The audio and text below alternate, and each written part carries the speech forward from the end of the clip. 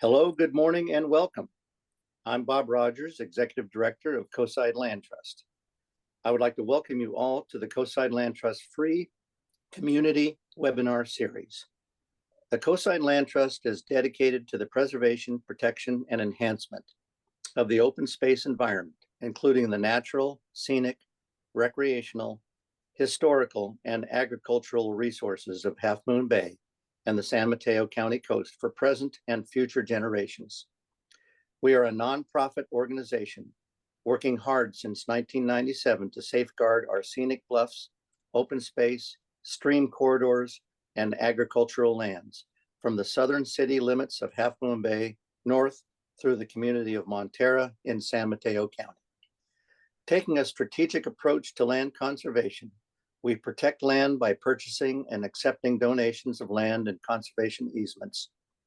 We secure private and public funding for land conservation, and we provide assistance and resources to landowners interested in protecting their land. And finally, we lead local conservation, restoration, stewardship, and educational activities. And every day we remain dedicated to protecting our coastline and for future generations. As members of our community and valued Coastside Land Trust supporters, we ask you to make choices that support our organization and our important work. This can be done by donating through our website. Other easy ways to donate are through planned giving of assets and land through wills and living trusts, vehicle donations, gifts of stock, or tribute gifts. Also showing up for work days and passing along our message and our mission. The important part here is that we all do our part in whatever way we can to help support and steward our shared open spaces. Thank you for joining us here today. It is my pleasure to turn it over to Kate Dickey, our social media coordinator, to tell you a little bit about our presenters. Take it away, Kate. Thank you. Thank you all for joining us here for this free community webinar series. Our hope is that this series will allow you, all of us, to learn about the breadth, from a breadth of esteemed and relevant environmental vantage points, each geared at educating us about the living world and our connection to it. So you can know more, so you can make choices that support and care for the environment on local and global levels. Today, I'm really excited to introduce you to Amy Kaeser and Jarrad Fisher of the San Mateo Resource Conservation District. California RCDs implement projects in public and private lands. They educate landowners and the public about resource conservation, all in regards to wildlife, water, climate, and agriculture. But today we're going to be focusing on San Mateo RCD's work to restore migrating local fish populations. Jarrad is the Water Resource Program Director. He manages the programs and projects addressing the water resources, sedimentation, erosion, water stewardship, habitat restoration. Amy is the Senior Conservation Program Manager, so she manages the RCD's Habitat Enhancement Project. This includes projects that restore ancestral fish migration access, improve in-stream habitat, enhanced wetlands, restore uplands, grasslands for the butterflies, pollinators, all of those. So these should be really, really interesting presentation today. At the end, we'll give you kind of some ways to learn a little bit more about San Mateo Resource Conservation District and how you can be helpful. I know they're going to specifically talk about ways that you can be helpful and dig into this. So, but before we begin, just a couple of ground rules.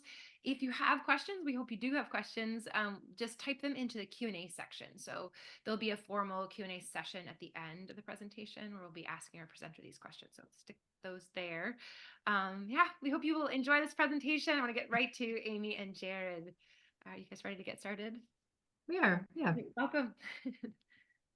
Great. Well, thank you so much, Bob and Kate, for introducing us and everyone joining to listen in today. Jarrad and I are going to be talking with you about some of the fish you might find in our local creeks and what we're doing to help them out.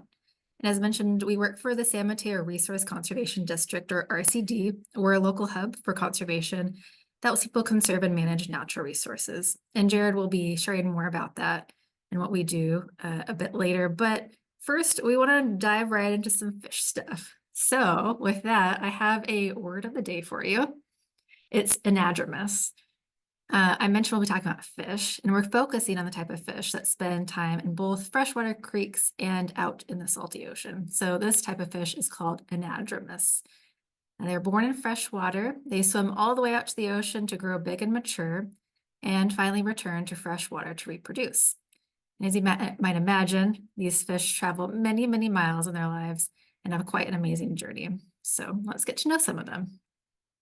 The first is coho. And if you're familiar with our word of the day, salmon might be the first fish that comes to mind when you think of anadromous or migrating fish.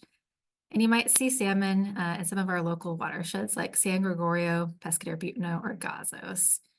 And the salmon that you're most likely to see is the one pictured here, our coho salmon.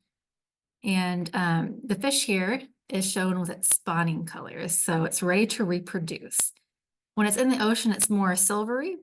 And here, when it comes back into our freshwater creeks, it turns kind of a darker olive green and gets this really distinctive red side to it. And then the fish in the front here is the male, so it also gets this really hooked snout as it comes back to spawn and more prominent teeth. And you can kind of see the female in the background here, and she's kind of developing a bit of a hooked nose, but not as much as the males. An interesting fact, a fin fact, is that salmon typically have an adipose fin. So they've got all these interesting fins, but I'm talking about the one right over here. Jared, can you see where my pointer is? Great. And so they've got a dorsal fin in their tail, and this little fin in the back, if it's clipped, it can help represent what a hatchery fish is. So if you're out and about fishing and you're familiar with that clipping notation, that can represent a hatchery fish. We also have steelhead trout. This is probably the most common anadromous fish you'll find in coastal San Mateo, and it's in the salmon family as well. So it's got a lot of similar traits to the coho, and they're found in most of our coastal creeks. So when living in the ocean, again, like the salmon, they're kind of silvery. They often have kind of more shades of blue-green on their back and a lighter underbelly. And then again, these two here are in their spawning colors.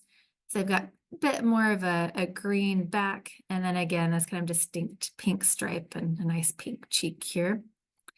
They also have the kind of characteristic scattered black spots on their backs. And a fun fact about steelhead is that a form you might also be familiar with is called rainbow trout. And rainbow trout are just steelhead that decide never to leave home when they grow up, so they don't migrate out to the ocean. They stay in freshwater creeks their whole life. And this might also happen if conditions on the creek change and the fish are stuck and no longer able to get access to the ocean. And here's one that's a little interesting, and we talk about this, we hear about this one a little bit less, I think, but this is the Pacific lamprey. And you might be lucky enough to see it in our creeks. I guess lucky enough depending on if you like these suction cup mouths and pointy teeth, but they also are fish that migrate between the ocean and our creeks. They're ancient fish. Their evolution is before jaws, and that is why they have this suction cup mouth. So they have this eel-like appearance. They don't have scales. They have smooth bodies, and they're sometimes covered in slime. So it does get better. They also use their suction cup-like mouth to cling to and climb to surfaces. And sometimes the surface is another fish, which they attach to during their parasitic feeding phase. So they feed on blood and body fluids, and they use their tongue and teeth to create a wound on a host fish and then get to swim around with them. But don't worry, I have seen their picture of their bite marks, and it looks like a smiley face, so that's something to look forward to. So yeah, a little lesser known of our migrating fish, and I hope it's memorable for you. So we want to get on to the salmon journey of anadromous fish.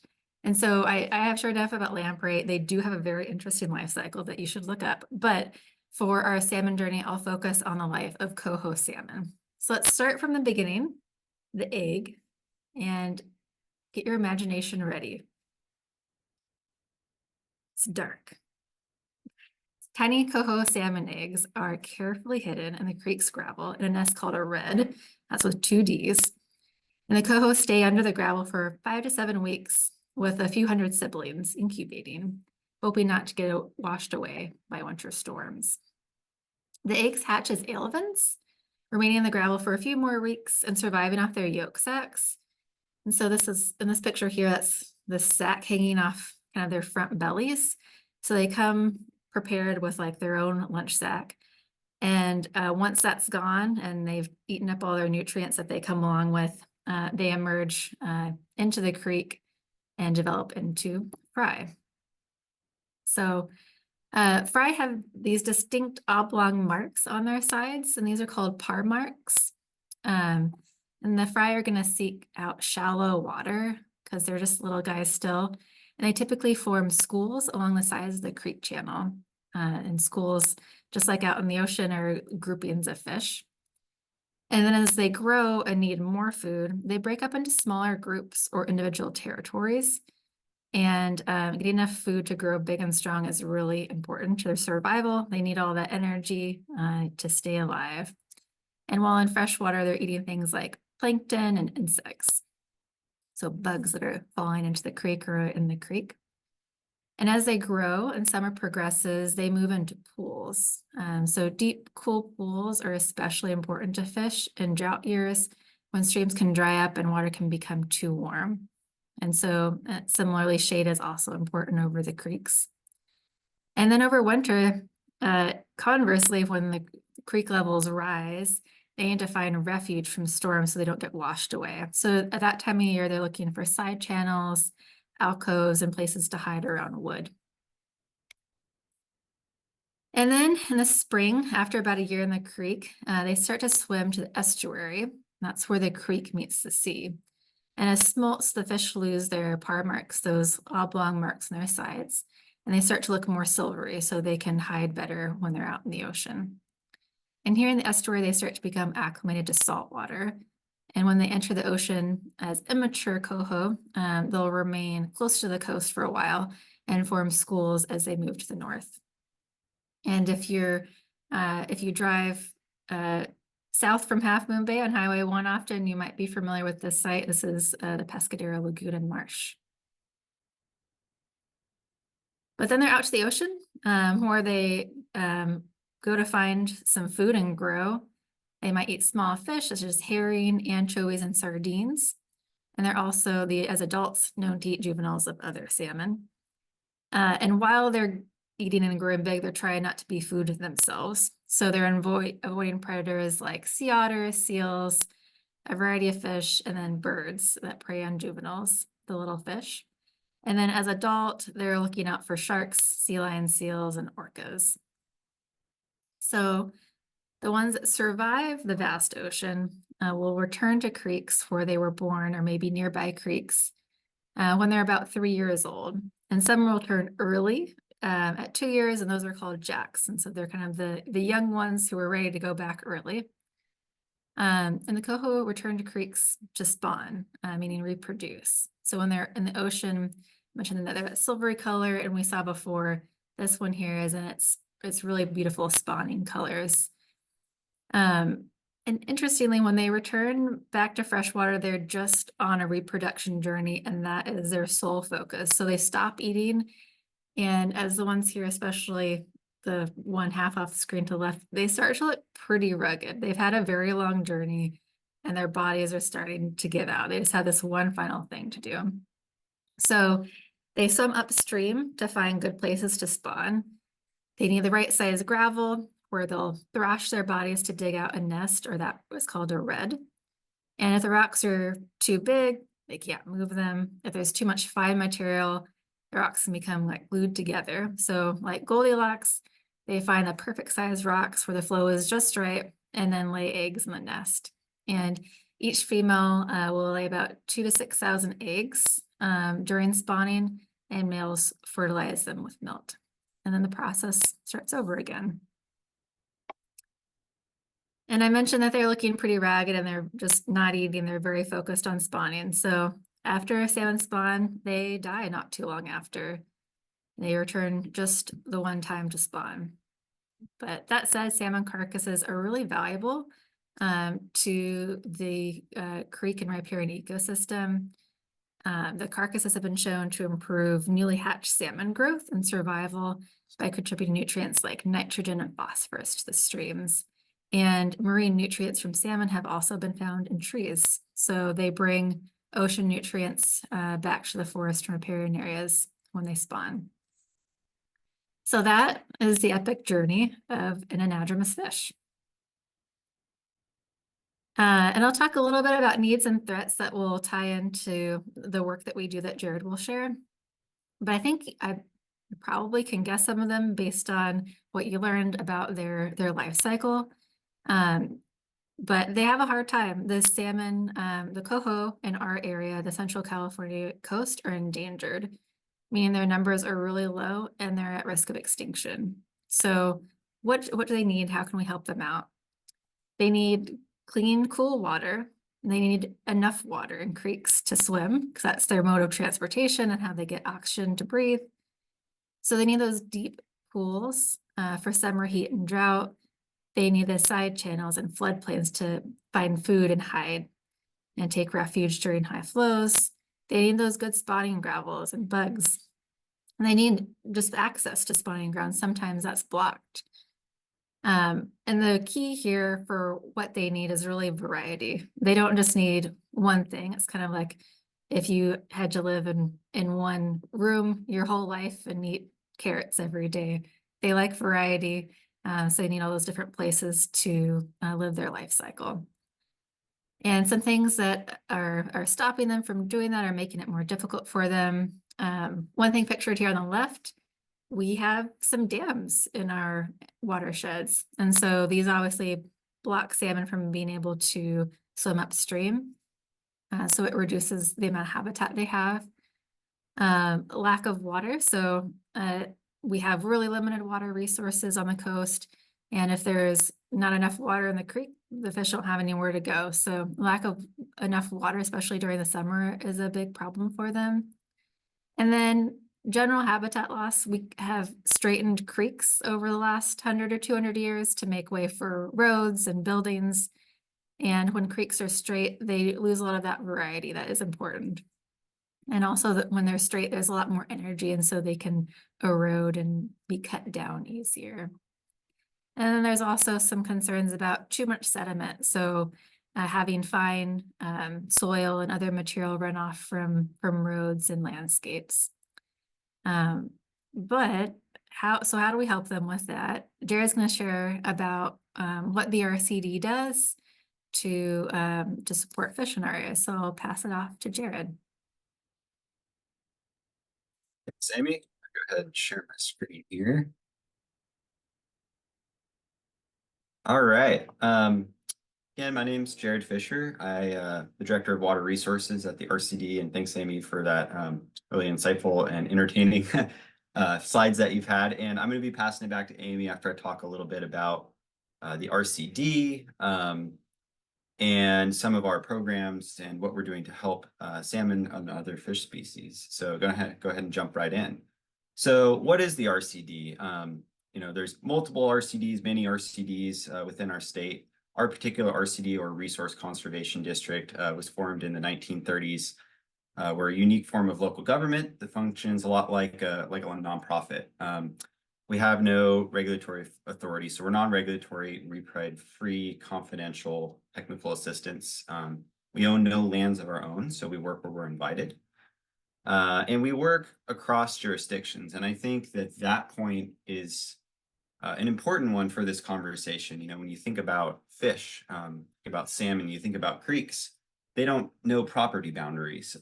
They're not, you know, looking at where a parcel starts or where one person's property starts and another one ends. You know, when you think about a creek, it starts in the upper parts of, you know, the headwaters where when all the rain's coming down and all goes to a low point, and then makes its way down through the landscape down to its terminus at the ocean or a large water body.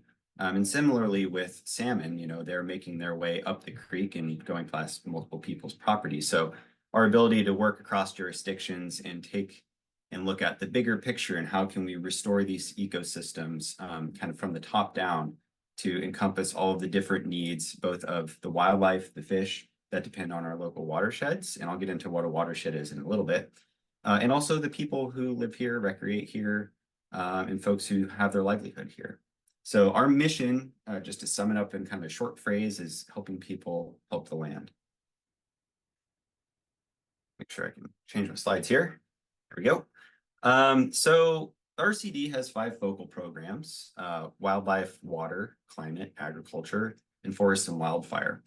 And you might think that these different programs that encompass projects are all kind of in their own box, but realistically, there's a ton of overlap in between all of these things. You know, it's kind of almost arbitrary to say that there's, you know, the work might be integrated or comprehensive and holistic. So a project that, you know, mitigates climate change is one that could also be good for endangered species like coho salmon, or reduce the risk of catastrophic wildfire, just for an example. But today we're focusing on, you know, fish, wildlife, on salmon. So we're going to talk a bit about how our programs come together to help our local fish and wildlife. So on the left here, outlined in this gold color, is what we call a watershed. And a watershed is an area of land that drains or sheds into a specific water body. So, you know, you've got all of these blue lines, which are creeks, and they all kind of flow and become bigger creeks and bigger creeks until they go to kind of the main channel that makes its way out to the ocean. So they drain rainfall and snow melt into our streams and rivers. And there's many, many watersheds. If you're on land, you're in a watershed. So within this particular watershed, and Amy mentioned this one earlier, this is the Pescadero-Butno watershed. This is just a snapshot of not all, but a majority of the RCD projects we have ongoing. And you can see that there's projects in all these different categories that are all working together to create kind of a holistic approach to restoration. And a lot of these projects are both beneficial to the folks that live here and beneficial to wildlife. Particularly, these projects are very helpful for salmon, for their life cycle, for the habitat that's here. So let's talk a little bit more about these individual programs and how these things fit together. So when we think about you know, the water program, the things that we're mainly focusing on here when related to fish are water conservation, stream flow enhancement, and water quality. So with water conservation, we're looking at how can we use water more efficiently, leave more water in stream for flow enhancement. So what does that look like? Particularly on the South Coast, within our county, folks aren't getting water delivered to them from a municipality or a water company. People are actually relying on taking water directly from the creek for drinking water for their domestic needs, and also for agriculture, for recreational needs like parks and that sort of thing. So there's a need for everybody to be taking water from the creek, and also to make sure that there's enough water in the creek for salmon. So through doing conservation efforts, making these systems, you know, whether it's agriculture or, you know, a park and their spigots and showers and that sort of thing, make them as efficient as possible. So we're conserving water, particularly during those really hot and dry summer months, and also building in water storage. So we're able to take water when it's plentiful during the winter, store that water long term so that operations like agricultural operations can use it during the summer and not have to take water from the creek. And we'll get into a little bit about kind of the climate extremes later and how this is becoming more and more needed. And then the other piece of this, you know, if we're conserving water, then during those hot summer months, we're being able to leave more water in stream, increasing the amount of water that's there. And during, you know, drought, every drop of water counts. You know, some of these creeks can go completely dry during times of drought. So making sure that we're leaving as much water in stream for the benefit of salmon, to keep pools connected, to keep water cool, is really important. And then speaking of keeping water cool, that's kind of the last component of this, is water quality. Is there cool, fresh water within our local creeks that the salmon really need to survive? So we're testing for those things. We're looking for, you know, contaminants and how much, Amy mentioned sediment, how much sediment's moving through the system. Kind kind of taking that holistic approach to looking at water. Habitat restoration, as you can imagine, is really the bread and butter of making sure that salmon are thriving where we work. So Amy showed some pictures of dams. I think that one just visually, and we'll look at some projects here in a second, is an easy one to comprehend. You know, if you remove a dam, you're opening up more stream for those fish to access, particularly the upper portions of the watershed, which are a really important part of their life cycle. We're doing restoration within our local creeks. And what does restoration look like? So like Amy said, you know, if you have a creek that's basically just straight and it's got sand on the bottom and there's no complexity, it's not good for salmon in particular, for fish, and typically for other wildlife as well. So creating kind of a more messy environment, something that has more complexity by installing trees or what we call large woody debris, by making sure that the substrate or the rocks, the cobbles that are there are not just uniform, but there's variety. Making sure that, you know, fish are able to swim upstream by both removing dams, but other obstacles as well. And looking at, you know, restoration in the form of kind of upland forest management, and I'll get to wildfire a little bit later, but a lot of the best spawning grounds for these fish is really up in the upper cool portions of the watershed. So looking at habitat restoration, not just from a fish passage perspective, but from what's in the creek. Do the fish have a place to go and hide, you know, during large flows, or from predators? Do they have a place to go look for bugs and get big and fat before they make their life cycle and their journey out to the ocean? Agriculture, another program at the RCD. There's a lot of interplay between agriculture and local creeks, as you can imagine, with folks taking water from the creek for growing purposes. And a lot of the agricultural producers where we work are multi-generational families who have really close ties to the land. A lot of the lands where they work are adjacent to creeks. So often the best place to farm is, you know, the lowlands. The soil's rich and there's water available close by. So we work a lot with agricultural producers to go and see what kind of crops they're growing, how much water are they using, are there opportunities for us to help them build storage, help them think through some of their management plans for rangelands and that sort of thing. And by doing that, you know, we're able to work with them to create either management plans or help them do water conservation, help create water security for their operations, which is a really big benefit to them. And the trade-off is a win-win solution where we are conserving water and leaving more water in stream for salmon. So we work a lot with agricultural producers, and you can kind of see that cross-program happening. Climate is another big one. You know, with the effects of climate change that are happening, trying to sequester carbon back into our local soils or create more healthy soils that can store water for longer is going to help increase or elevate stream levels during those really dry summer months. So we're working on projects and programs that are working with and trying to combat climate change, working in our uplands to do restoration, to get more native vegetation, to help our forests be more healthy. And then that kind of leads into wildfire. We're all familiar with wildfire in our area. It's becoming more and more frequent as things get hotter and drier. And I know this year, last year, we've had some large rains, but, you know, drought is a trend right now. So it's something we're going to continue to see, and something that really impacts salmon a lot. So as fires happen, as you can imagine and see from some of these photos, you know, the soils that are there when it rains, it's much easier for those soils to make their way into our local creeks, which can affect how salmon can spawn, reproduce, lay their eggs, create their reds, as Amy said.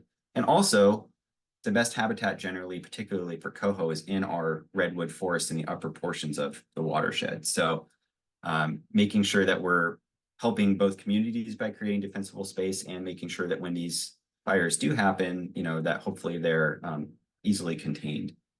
So all of these things are kind of programs and projects are pulling together to create one kind of holistic approach to both helping communities where we work and helping wildlife, particularly salmon and other fish. Extreme climate is a really interesting topic when it comes to trying to plan and help salmon. You know, it's hard to plan for 1 year where you're getting just a ton of rain, and then the next year it be completely dry. So by doing things like building ponds, taking advantage of water when it's plentiful, storing that water long term, or doing habitat restoration in creeks where we're putting large woody debris in places, or doing floodplain restoration. I'll talk about what that is here in a second, can really help both the salmon and our local communities. And extreme climate is something that's kind of here to stay. So it's something that we work with every day and something that we're planning for. So let's look at some actual concrete examples, some projects. So this is the Mendigo Creek Fish Passage project. This is one of Amy's projects, one of many that she's done at the RCD. As you can see on the left, there's a dam, and on the right, there's not. And you might think that it's pretty easy to take a dam out. All you got to do is just kind of go in there with a piece of equipment and remove the concrete, and Bob's your uncle, you're good to go. But the reality is there's actually a lot of planning, thought, and intention that goes into doing a project like this. When we remove a dam, there's things you need to think about, like, are fish actually going to be able to make it up the creek? Is there erosion that's going to happen? What kind of substrate or material or rocks are going to be in the bottom of the creek? Do we need to install habitat? And you can see also in this picture, there's a piece of infrastructure. So this is a diversion or a point where people are actively drawing water out of the creek for their needs. So how do we also take their need into account and make sure that they're able to still do that while getting fish up into the upper portions of this watershed? So another type of project that we work on is these water conservation projects. And I talked about ponds a little bit, but this is a good example of what one of those looks like. So going back to the water program, stream flow enhancement is a really concrete example of how we're helping our local salmon. So, when we're talking about, again, extreme climate, we've got plenty of water that, goes through the system.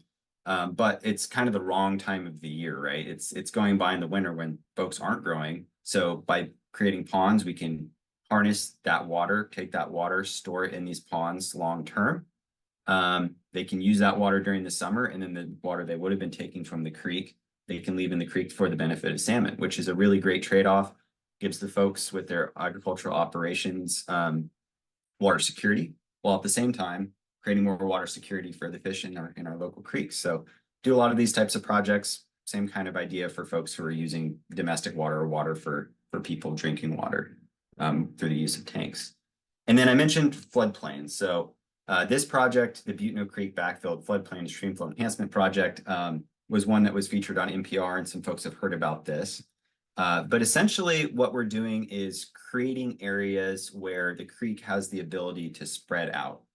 And Amy mentioned, creeks have been channelized or moved. So a lot of times they're not able to access their floodplain. And a floodplain is essentially that area, in a creek, when flows come up and it spills out of its banks, that adjacent area, typically, forested, where the creek can kind of spread the water, slow down, and drop its sediment load, which is another thing we're going to talk about here in a second. So this project is creating a floodplain for that very purpose. So you can see what look like kind of burn piles out here are actually intentionally placed woody structures.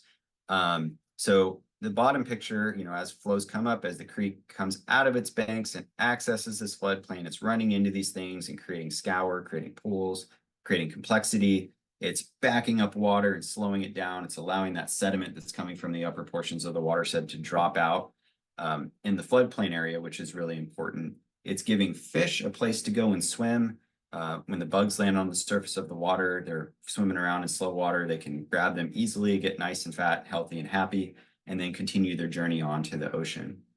And this project also can't see it, but it's directly adjacent to a farm field. So it's a really good example of a project where we're working with our local landowners to do a project where we're helping community and also helping fisheries. So doing these types of projects, and looking at how we can create win-win solutions, or what we call multi-benefit projects that aren't just looking at one piece of the puzzle, but trying to take all of those different program areas or different resource concerns that we're talking about and blend them into multi-benefit projects is something that we try and do all the time. And then the last project I'll talk about, I think this is a very interesting one. It's one of the probably the largest project that the RCD has undertaken, which was the Butno Creek Reconnection Project. And we've talked a bit about sediment and how sediment can move its way down through these systems or dirt. And so this section of Butno Creek had gotten filled up with dirt. The problem with that is, particularly for fish, for salmon, during the summer, the creek, you'd be walking down it, and all of a sudden the creek would just kind of disappear. The water wouldn't be there anymore.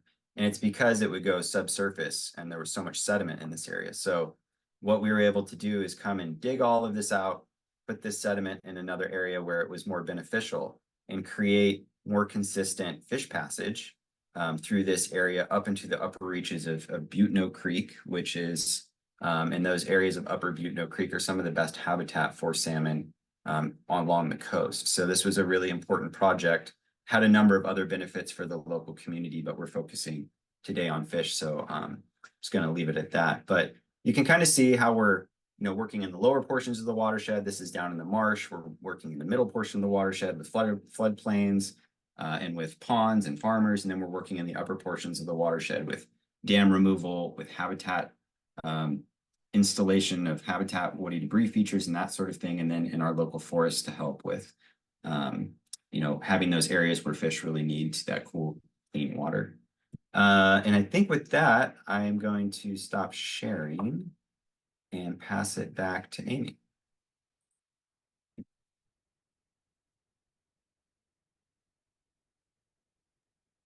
All right, thanks, Jared. Can you see the hatchery slide? Yep. Okay, great. So what else are we doing to help out fish in our area? Well, thanks to all that restoration that Jared talked about, our Pescara Butno watershed was deemed healthy enough to release coho salmon, which was a really, really big deal, really exciting to help bolster their numbers when they're on the brink of extinction. So there are hatchery programs that help increase fish numbers and maintain good population genetics. And locally, we work with NOAA Fisheries, California Department of Fish and Wildlife, and the Monterey Bay Salmon and Trout Project to release and count fish. So here you can see what it looks like, part of what it looks like, at least, to release fish once we're near a creek. Both juvenile in the center and adult on the two sides. Coho have been released to the Pescara Butno watershed in the last 4 years. And we have a really cool video on one of those fish releases, so we'll make sure to send it out, a link to that in the follow-up email. But how do we decide where fish go other than making sure that the watershed can support them? So prior to releases, we work to find good locations to put the fish where there is cool water and deep pools, those things we said that they like, and make sure there's access to good spawning grounds for the adults. We also try to find places that aren't too far to transport the fish, since they aren't jostled around long distances.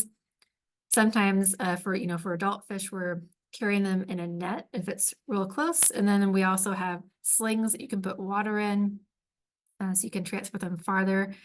And then for the juveniles, there are these kind of like a backpacking backpack full of water and fish. And you hike out to the creek and then slowly release the fish from this large backpack bucket.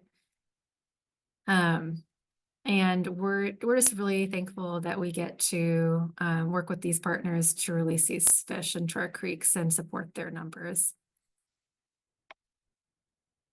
But we want to make sure we know where they're going. So we also do monitoring. And one of the interesting types of monitoring that we do that's shown here is with passive integrated transponders, or PIT tags. And essentially fish get a small tracking tag inserted into them, and then readers shown here are installed in the creek. So the fish ping the array readers when they swim past, and it's essentially like driving across the Bay Bridge with a fast track. You get counted The fish don't get billed, but we get all of their data. And we work with our partners at, again, the Department of Fish and Wildlife and NOAA, as well as CalTrout, to install these readers and help us understand fish movements better. So where are they in the system? When are they going up the creek? When are they out migrating to the ocean? When there's a storm event, are they moving around differently? Helps us figure out not just numbers, but also how they're moving through the system. Other types of monitoring for fish we help with include netting fish in the lagoon. It's also called seining. And there we use this big net to collect any fish that we can get. And then we count and sample them and then release them right there back into the lagoon. And so that's shown in the middle here. And then on the right, we also conduct snorkel surveys where we swim in the creeks and look for fish in the summer. And swimming in creeks in the summer, it isn't really always what's happening. A lot of times you're like scraping your belly on gravel as you're looking in these very shallow pools to help find fish. So again, that's helping us figure out where fish are in the system, how they're using different types of habitat, and that way we can better improve habitat for them if we know what they're really using. It also helps us monitor our projects to see if they're successful. And this time of year, Department of Fish and Wildlife is usually conducting spawning surveys. So they're looking for those fish nests, the reds, in the creeks to see if and where fish are spawning. And that helps us determine, you know, if they've been successful, if they're here, if they weren't tagged with those tracked on the arrays. We can still kind of get an idea if there's fish here and if they've successfully spawned. So we've been excited to see coho returning from the ocean to spawn in recent years. And we've seen coho and steelhead in Buteno Creek, where Jarrad was just showing migration access was blocked up until 2019. And so it's really exciting to see fish back in that system. They seem to be really happy there. There's nice, cool, clean water coming out of Buteno State Park. And so it seems like they really like that area. There are still some barriers that we're working to allow passage up into that state park, but the water coming downstream seems to be where they're real happy. So the monitoring that has been done, you know, we're supporting others doing that. And we don't really have conclusions as far as is the population recovering. We've only been doing small releases other than 10,000 juveniles in 2020. And so no conclusions, but we are seeing really exciting things. And we're seeing fish come back, we're seeing them spawn. And that it really in itself, historically in the last couple of decades, you would be lucky if you saw a couple of coho coming upstream to spawn. So we're hoping to get numbers back into the hundreds and ideally thousands from just a couple. So yeah, it's our vision to have a healthy and self-sustaining population of steelhead and coho. Some ways to learn more and support the RCD. You can volunteer. We've got some community science programs, also help in the office. You can partner with us. If you own or manage lands in San Mateo County, there might be an opportunity to partner to conserve natural resources. So Jarrad mentioned we work where we're invited, and we'd be happy to be invited out to help you with your natural resources. And then you can also donate. 90% of our budget comes from grants, so you can help fill that critical gap. And your donation is leveraged at about a 300 to 1 ratio. So for every $1 of donations we get, we bring in about $300 worth of grant funding. And then there's our website at the bottom to learn more and figure out who to contact if you're interested in those things. And a plug, I got my start in high school at my local conservation district on a stream team doing water quality monitoring. And you know, that's why I'm here 15 years later doing this work. So yeah, thank you all so much for listening and learning with us. Here is Jarrad and I's contact information if you'd like to reach out to learn more. But I think we also have some time here for questions. Awesome. Well, thank you so much. And fun fact about Jarrad too is you've been with the RCD now for, you're talking about your starts, and this is always inspiring to folks that are getting into it. 10 years, right? You've been there a decade, started as an intern and is now the director of the Water Resource Project. So Gone by quick. yeah. Boots on the ground, as you were saying. Yeah. Well, yeah, thank you guys so much for this. It's super comprehensive orientation. I think so many folks, just this life cycle needs, challenges, and the amount of intentionality that goes into the restoration of these migratory corridors, like, and over wide expanses, like especially looking at even the floodplain corridors. I have to say, I'm like driving by that's what that is. Oh, that's what we've been looking at, right? How just the different ways you have to approach this as you go. Yeah, we have a few questions. Let's see, that come from folks that are listening here, and I guess there's a number of them around the same idea, which is people are wondering about how to get involved with school groups. So, do you partner with any local school groups, science, environmental classes? I think people are looking for specifics there. Yeah, that's a good question. We're not in the classroom too often, but you're welcome to reach out and see how we can work together. And Kate, you were just telling us about the salmon in the classroom or steelhead in the classroom. I mean, honestly, it might be worthwhile to share about that.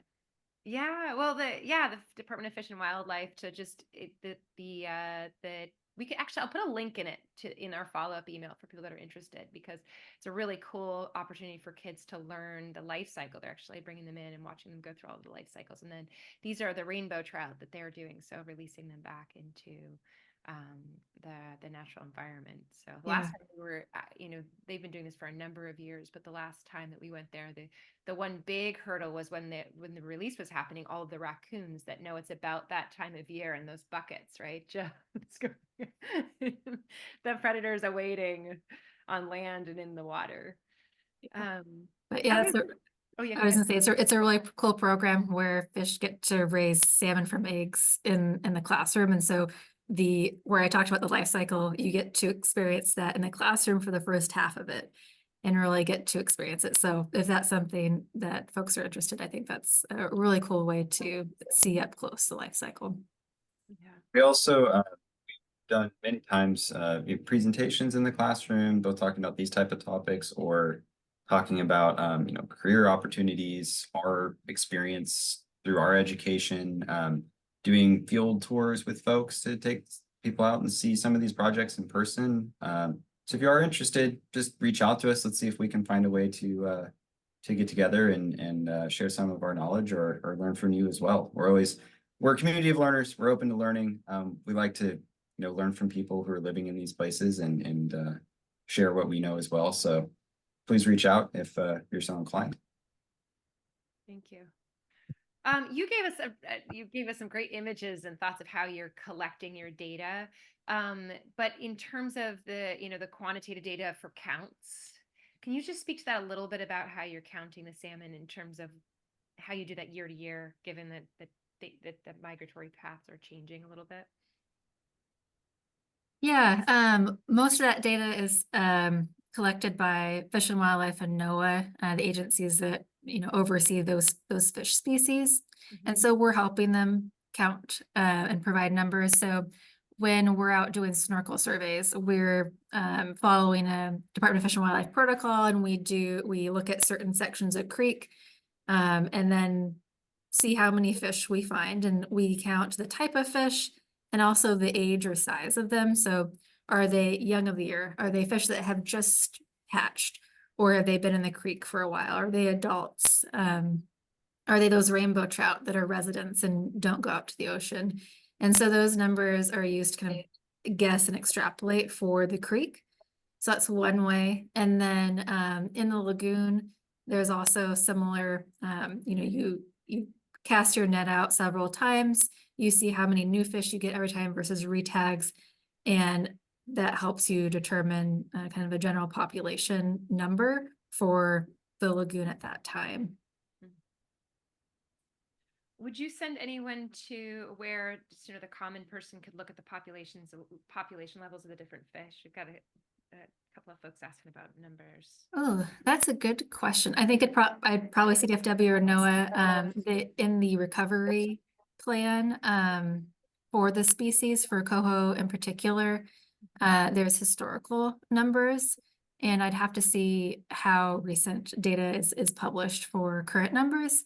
And so maybe I can look that up and provide a link for the follow-up email. Thank you. Yeah. I'll make a note. Emily asked if about the life cycle of lamprey, if that's similar for their fry. Yes, so they follow a similar, migration pattern.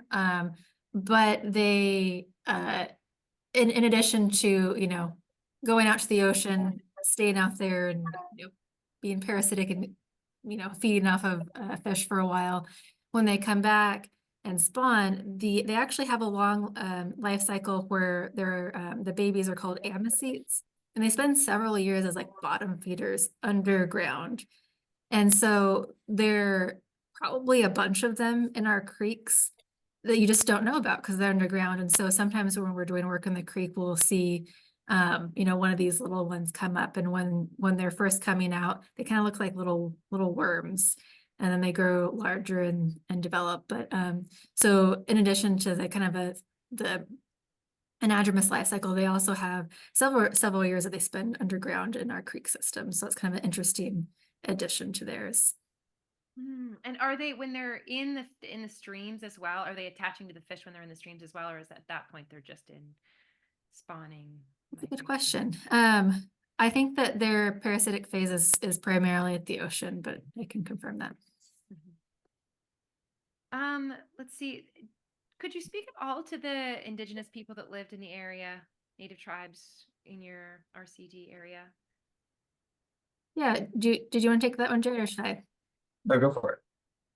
Yeah, so in this area, we work with some of the folks from the Ramicha Ohlone and other bands of the Ohlone, as well as the Alamutsan tribal band.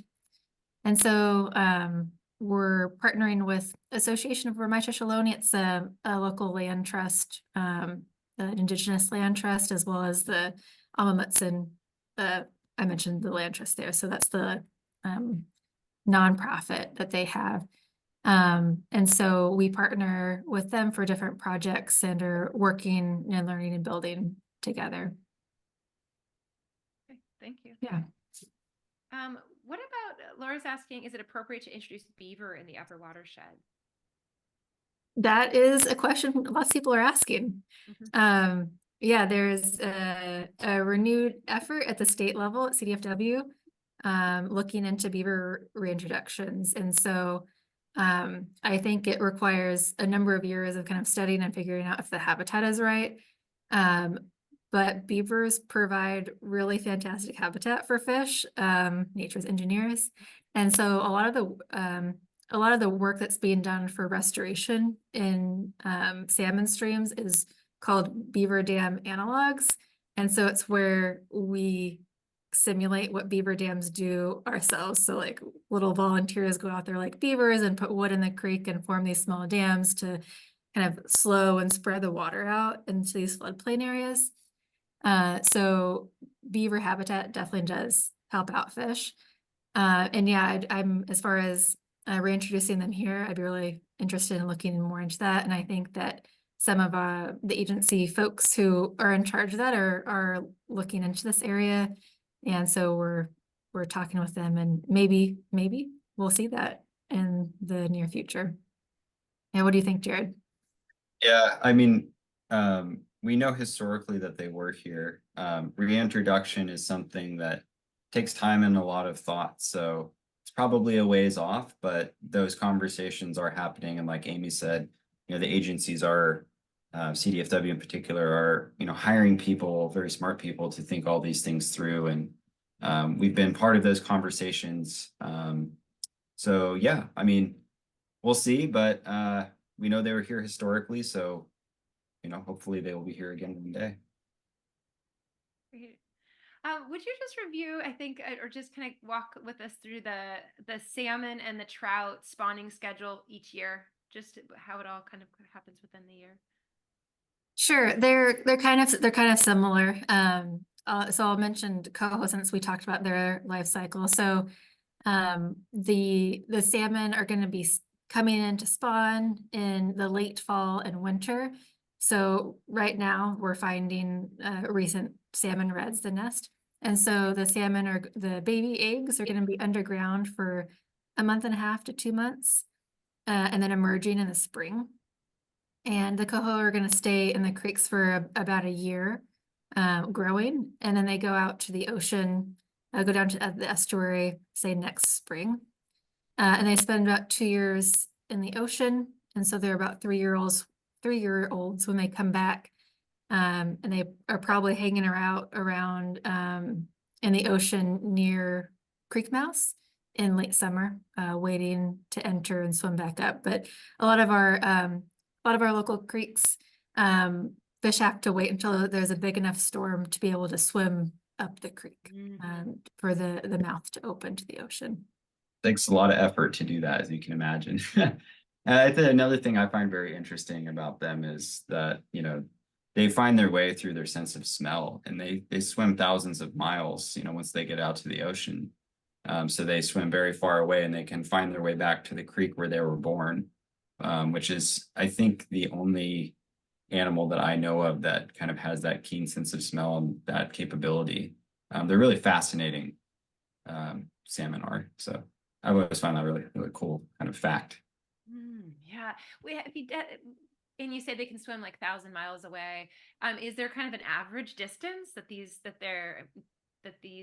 fish are going away from the river mouths? Or It depends on where on the coast they're coming from and kind of how adventurous they are. A lot of times our Central California coast salmon don't go that far.